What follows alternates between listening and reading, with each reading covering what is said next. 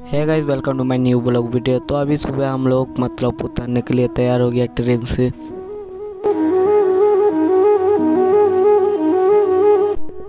देखिए आप लोग ट्रेन में मतलब कितना भीड़ है। सब लोग एसी स्टेशन में, सब कोई मतलब एसी स्टेशन में उतरे। तो इसके बाद हम लोग दूसरा ट्रेन पकड़ने के लिए जा रहे हैं।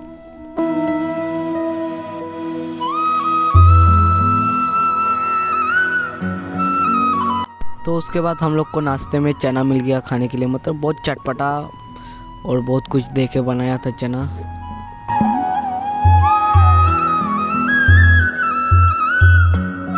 उसके बाद मेरे को भी चना मिल गया खाने के लिए। तो अभी खाते हुए हम लोग जा रहे हैं गाँव।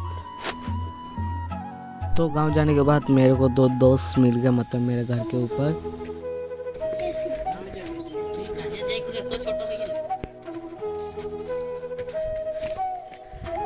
Hello guys, hello guys. এই সবাই করে এটা। হ্যাঁ এই সবাই করে গেম খেলি, কি করবি বল? হ্যাঁ